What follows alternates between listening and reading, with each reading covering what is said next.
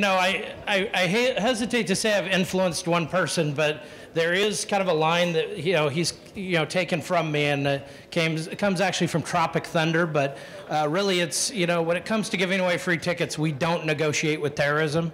And a lot of that, kind of comes into it. So he uses that, and Andrew Dean, who's up front, kind of mentioned it to me. So I think it's good. But Chip Maxson is really one of the more innovative GMs we've got in minor league baseball, and he puts up with me down in Sacramento, or up in Sacramento. So, really, this is, his time. So thank you, Chip. Thanks, Troy. Thank you. Thanks, Bill. First of all, what do you think of when you think of minor league baseball? Somebody throw out some ideas. The best. I love you, Amy. Affordable? Fun? Promotions. Family. Minor league baseball is known for a lot of things. The biggest thing I hate about minor league baseball is our name, minor league. So often people think of all these great things, but they also think of the old Bull Durham movie. They think of the quirky, goofy promotions. On the sales side, people don't expect a lot from us. It's great when Al comes up here and talks about the 49ers and what they're doing. And if you've been to that stadium, it is an experience, what we're all after. That's great, but people don't have those expectations from minor league baseball. So that's a blessing and a curse. In my career, I reached a point a few years ago where I had some calls about some NFL opportunities, the NBA, some Major League Baseball, and it was that turning point. And even Arizona State, do I go college? Do I go major sports? Do I stay in minor league baseball? Well, my wife got her choice. We stayed by her family, and I'm still in minor league baseball. So happy wife, happy life. But I thought if I'm going to stay in minor league baseball, I certainly want to go to the best team out there, the best team possible. Sacramento Rivercats, if you don't know a lot about us, over the years, historically, one of the most successful minor league baseball franchises around. Forbes had us the last couple years as the most valuable minor league franchise. Certainly appreciate the sales in Frisco and Dayton to drive those values up. That's exciting to see some of the recognition minor league baseball is getting now. So I'm going to talk to you a little bit about driving sales and overperforming. Because again, it's great to hear in minor league baseball to look at the 49ers and talk to those guys. I know Michael Drake's going to be here with Legends. Talking to him, I worked with him in Frisco, talking to him about the cutting edge of what Legends is doing. Love what people are doing throughout the NFL, the major sports. Minor league baseball, it's great. We get to sit back, see what they're doing, and say, okay, what translates to what we're doing? And then hopefully it won't cost us as much to do it because somebody else has already done it before us. I'm going to start at the top. I know we have certainly some sales reps in here, some account executives. We also have some management. I'm going to try and talk to both you guys.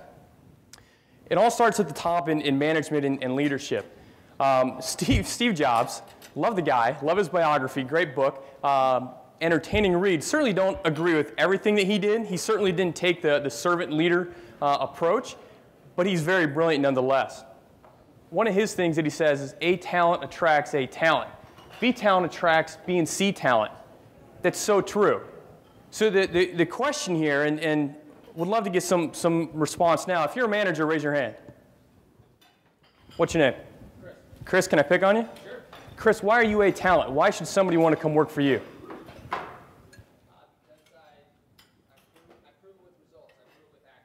You prove with results and with actions. Buffy from Teamwork would say, tell me what those actions are. Show me the results. What have you done?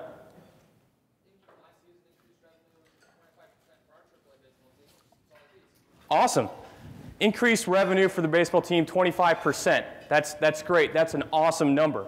Sure, a young salesperson say, hey, I want to follow that. Someone else, what makes you A talent? Anybody find it difficult to raise your hand and say, I'm A talent? Is that tough for us to do? Or there's some egos in here that are like, yeah, I'm A talent. It can be tough, right? But don't we have to look in the mirror, and we talked about that earlier this morning. Look in the mirror, look in your eyes. Who are you? Ask yourself this question. A hand over here. A talent? Why? What's your name? Colby, can you stand up? So everybody can hear you?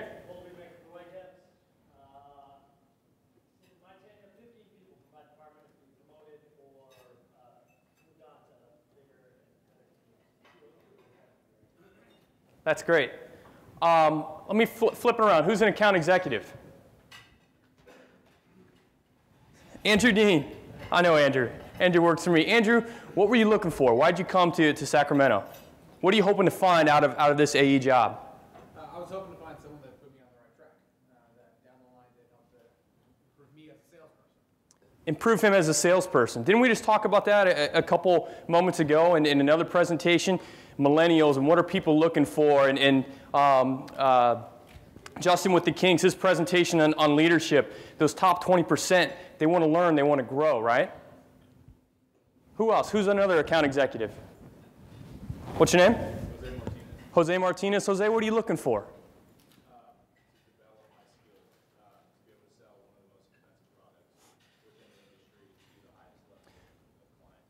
See if I can get all that in recap for you guys. Develop your skills.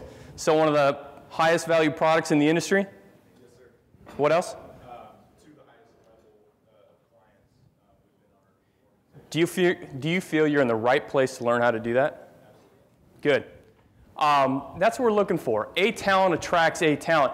Jose, do you want to work with people like you, or do you want to work with people that are sitting there looking at their screen, can't wait to cut out as soon as they can clock out? Who do you work for? Yeah. 49ers, great. You know Greg Kish? Love Greg Kish. I got a great story about him spitting on his computer screen when he was account executive in Frisco. AA team. It was great. So A talent breeds A talent. Managers, you got to get A talent. If you don't view yourself as A talent, look yourself in the mirror. Are you in the right job? A talent attracts A talent. I love this and hate this about minor league baseball. We can go to meetings, right, Amy? We can go to meetings and we see some of the same people. And there's a good old boys club that's stuck in the same rut, doing the same thing, and they don't want to change because it's always worked.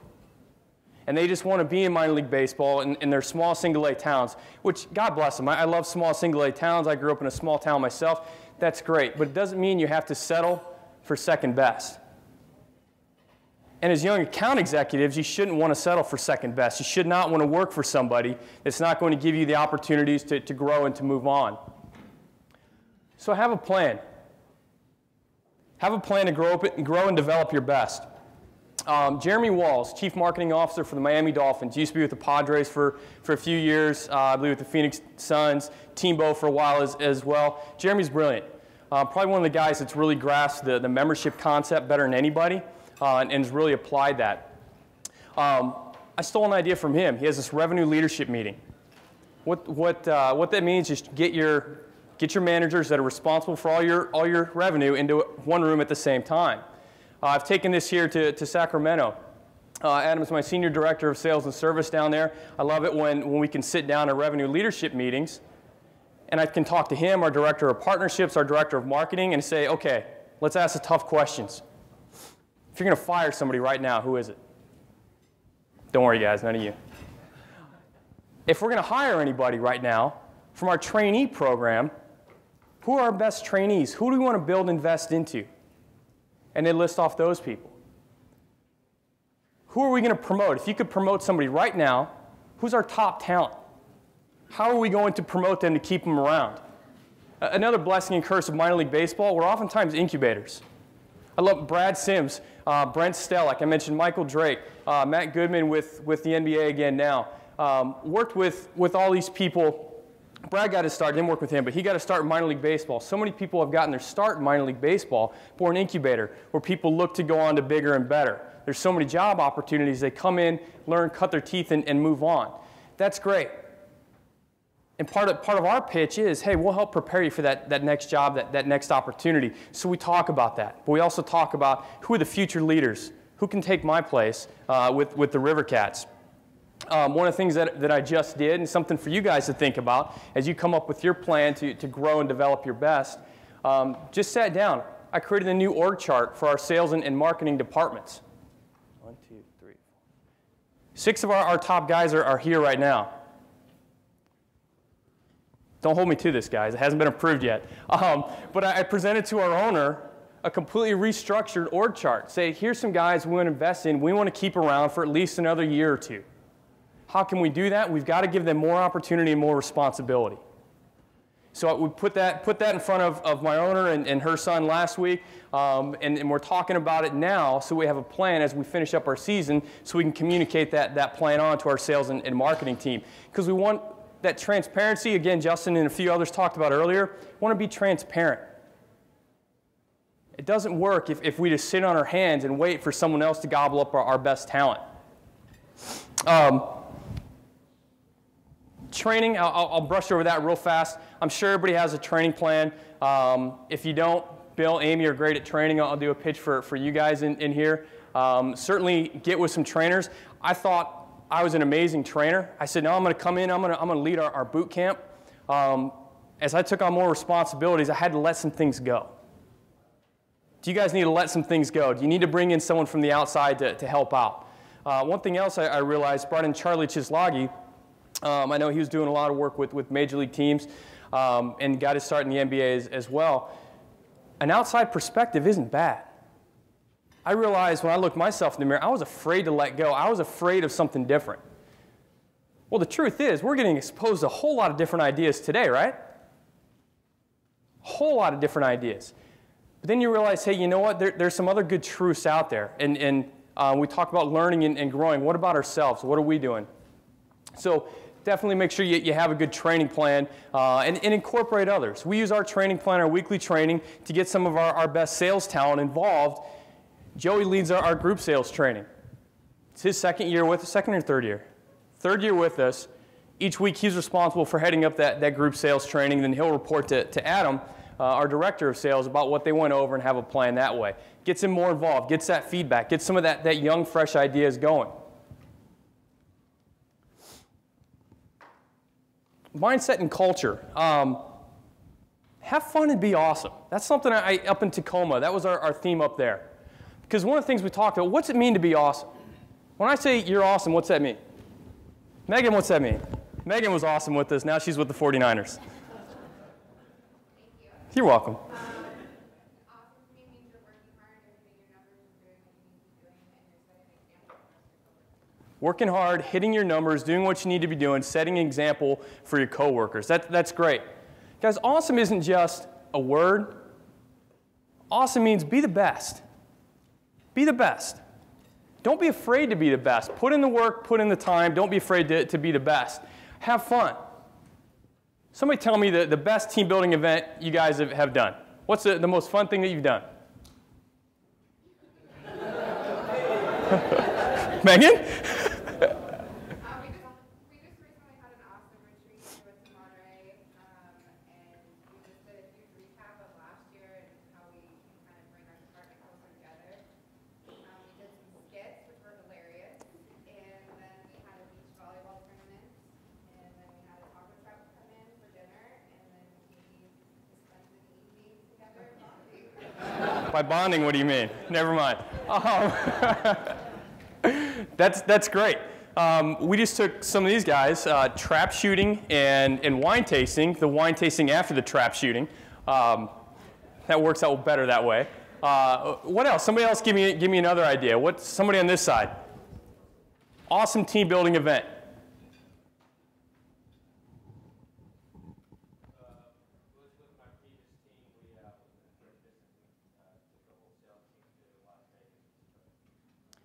The Pistons took their team to Las Vegas. Everybody come back? We almost lost one, but They recovered the lost one. That's good. I know the Dallas Cowboys do a great job of planning their team building and their weekly sales contest around some major prize. I know a couple years ago the Cowboys did Vegas too, and so at the end of each week, the number of premium seats that you sold, you got a card from a deck of cards. You were dealt a card. So at the end, they played a poker hand every Friday, and you could win different prizes based on your poker hands. I know Adam brought to us when he came to the Rivercats his putting challenge on Friday afternoons. If you hit certain amount of dollars during the week, you got closer to the putt. And if you hit the putt, you got different gift cards, $50, $100, something like that. The great state of California, we had to go from the cash bonuses, go away from those, so now it's gift cards. But different things. Have fun and be awesome. Point I want to drive home here, culture is the real manager. This is something I learned. I learned this when I was in Frisco. Frisco Rough Riders, AA team for the Texas Rangers. Culture mattered. When I got there, some of the veteran guys quickly took me in and said, this is what we do. Our hours were 7:30 to 6, and if you left at 6 o'clock, you were shamed. Just the message of you're in before your boss, you wait till your boss leaves before you leave, you put in the calls. If it's 100 calls, that's minimum, and I get it. Look, we're hearing lots of different messages about ways to sell, about social selling, this, that, and the other. Getting ahead of myself, but you still can't replace, maybe we just call it engagement. Maybe that's a way to sum it all up. You can't replace engagement. If you're the one looking to get out of work, I'm guessing you guys aren't. You guys making the investment to come here, you're not the ones skimping on calls. You're not the ones dialing the same disconnected number 10 or 15 times just to get your call numbers in. Okay? You're not the one calling your mom just to get your call time up. You're the one that you guys are trying to figure out how to make it work. You're trying to figure out how to be more successful, how to outsell the person next to you. 49ers, anybody know Gina Beltrama? Yes, Gina was awesome. She worked with us in Frisco too. See, what happened was when the Cowboys started building their stadium, they came and pilfered our entire sales staff from a AA team in Frisco because of the culture. Gina was great because she's very competitive, quietly competitive. But we went at it head to head to see who could be the #1 salesperson. And it was great having that, just intense competition, friendly competition, but intense. And still good friends here today. But culture is the real manager. We focus on that a lot in Sacramento. When I got there 3 years ago, a very successful team despite itself. People didn't want to make phone calls. It was tumultuous at times. The staff didn't necessarily want me there. I didn't necessarily want some of the staff there. But said, you know what, need to make an effort, need to start with culture first. I wanted to create loyalty. I knew I wasn't going to be a mentor to them because I hadn't learned, or I hadn't taught them, they hadn't seen any success. I knew that would have to come before I could be a mentor. But I wanted to create loyalty, so it was giving everybody a chance. Then when we weeded out who needed to go and who should stay, everybody started getting on the same page. And we started being able to come up with some ideas and move forward that way. Somebody give me a mentor that you've had. Who's been a mentor in your life, in your career? Ben? Why? He was the first person to teach me how to deal with people. First person that taught you how to deal with people. And start thinking about people first and number second. People first, number second. For me, I know John Spolster's been mentioned a couple times today. My start with Mandalay, when Spolster would come to Dallas, I would go on any meeting possible with him just to pick his brain, just to learn the man behind the books, the man behind the theory, kind of the Wizard of Oz there. And then I mentioned Brent Stellick, the CRO with the Browns now. I still stop and think, how would Stellick handle this? The guy had a way. He always had time for me as a first-year rep, and he had a way of communicating that I didn't feel belittled, that I felt empowered. Who else? I want to hear some other mentors. I think this is really important for us. Yeah. Scott Sanju and Justin Ramquist, both with the Frisco Rough Riders. Scott is a great guy. I still talk to him today as well. Justin Ramquist, this is on my next slide. Justin's now director of tickets, of corporate and premium for the Indiana Pacers. Justin was my roommate. He started off as a group sales rep, and I was a corporate AE in Frisco. I remember he would get so frustrated, and he came to me, and he said, Chip, it's not working. Referrals just don't work. They don't work. It's like, Rammer, what are you talking about? Of course referrals work. Everybody will tell you that. They just don't work. And he would go back, and he said, blew in his face, they didn't work. But the kid would outwork everybody. Literally, his voice was shaky on the phone. He was so nervous to make a cold call, his voice was shaking. But he was determined to be successful in his career in sports. So he made the calls. His voice cracked. He probably got meetings because they felt sorry for him, but it worked because he put in the time. And now the guy's a director of tickets for the Pacers, doing a great job up there. Good, great guys. Anybody else? One more mentor? Yeah. Bernie Wolin. Anybody not know Bernie? Good. Couple people? I think he'll be here, right? I'm pretty sure he's here the next day or two speaking on some stuff. Make sure you get some time to meet and know Bernie. Great guy. Okay. Switching gears a little bit, mindset and culture. Now let me go to the product side for driving sales and overperformance. Tim Owen is a buddy of mine, works for Westfield Malls in their national account. I got to know him when I was up in Seattle. We were sitting around talking one day, and he said, Chip, you know, market pricing is when people complain, yet they still buy. People complain, yet they still buy. This is so important. How many times, okay, account executives, how many times do you get beat up? Oh, no, that's way too expensive. I can't believe you're asking for that. Click, hung up. How does that make you feel? Does it make you feel like your product's overpriced? There's not enough value there? Managers, how many times do your reps come to you complaining about this? Oh, they don't want to buy, or that's too expensive. I'll tell you this. It's prevalent in minor league baseball, and again, something that drives me absolutely crazy. Okay? The season ticket is not dead. We have 72 home games. Each event we do, each game is not an event. We're not the NFL. Okay? We're not soccer. We have too many events to make a spectacle of every one. Now we try and make it fun and exciting and promo nights and do that as best we can. But that's the thing is, oh man, season ticket's dead. It's not. I get so frustrated when people say that. That means you don't have value. That means you're afraid to pitch your product and you don't know what your product is. People complain and yet they still buy. We put in 2 years ago, we put in 4 tops at our ballpark at Rayleigh Field. We put in 5 of them, okay? It was our most expensive ticket that we had. This year, we added 8 more, and we built a new all-inclusive club area. So now they had access where they can get food and soda and stuff before the game in this all-new club area. We increased the price 125%. Think that scared some reps? Anybody going to be honest and say yeah? Did you guys hear anybody complain about the price going up? I know we have a couple people that did. 125%. You know what happened when we sold the first one? The dominoes fell. We sold out early February. We were hoping to be sold out by the season. We said, okay, we're going to increase the price 125%. We think we've got a great product. Here's where we priced it. Now looking back, I priced it too low. We're looking to add in more next year. We're talking about this now. How much more do we increase that price? I love it when I talk to our partner, Miller Coors folks, and this was after the Giants won the World Series in San Francisco Giants won the World Series in 2012. They were cussing them up and down the wall for how much their new sponsorship price tag was.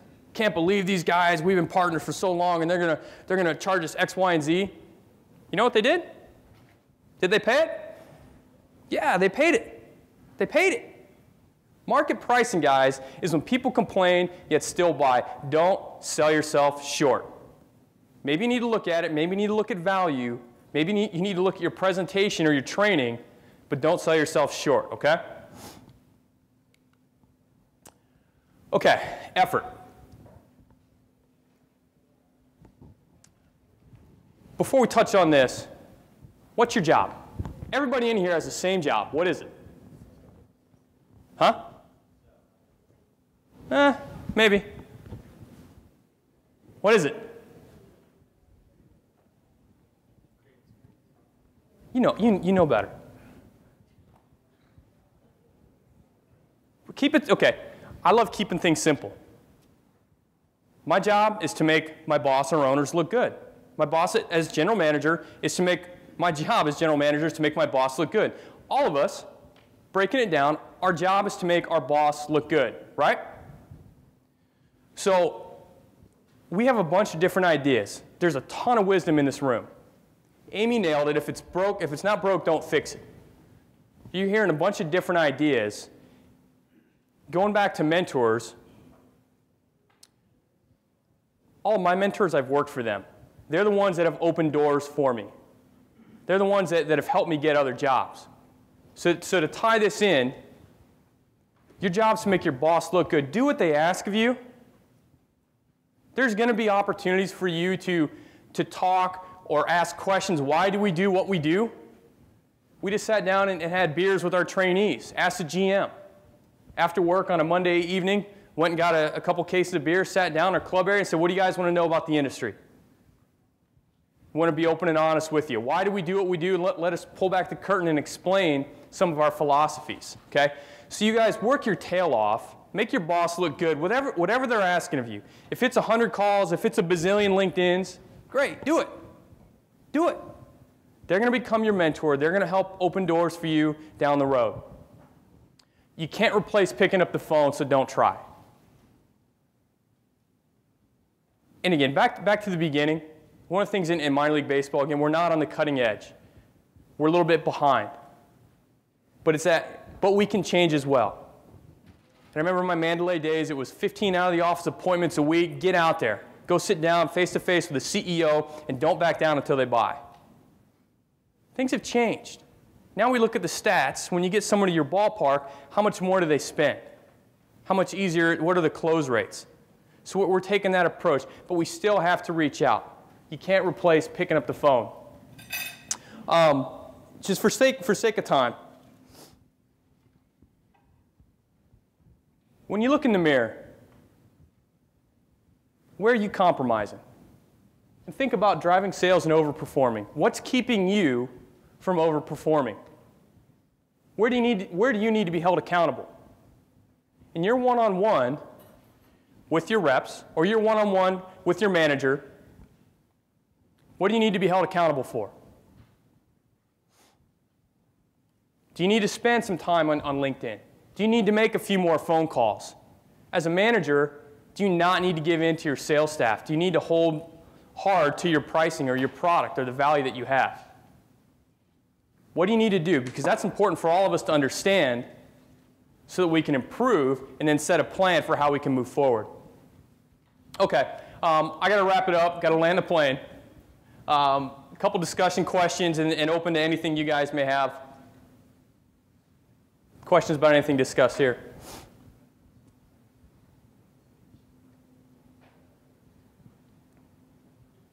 Ben? Comment on being talent. I think this is another Steve Jobs quote. Something as a manager was trying to get my head around how to do. If I hire a talent, I let them tell me what to do instead of me telling them what to do. That's why I hire them. And it's very difficult to do that. You were a talent, and now you're managing. But I think it's an important lesson from Steve Jobs. If you're hiring brilliant people, let them tell you what to do. Yeah. Don't tell them what to do. You're going to mess it up. Yeah. And that's so often managers. I've learned this the hard way too. We've got to get our egos out of the way. Your job as a manager, as a leader, is to try and remove obstacles so that your sales staff can be as successful as possible. And if we're standing in the way because of our pride and it's got to be our idea, we're not doing our jobs. It's good. I actually had a chance to see Steve Kawakami speak. He was his evangelist, Steve Jobs' evangelist. And the end of that quote is, if you start hiring C people, pretty soon you end up with C people. Yeah. I thought it was a really cool quote. When you start compromising on talent up front, the compromises don't stop until you have staff that's running you, essentially. Yeah. Yeah, that's great. Okay, we gotta move on, but thanks everybody, and remember, be awesome and have fun. Thank you very much, Chip.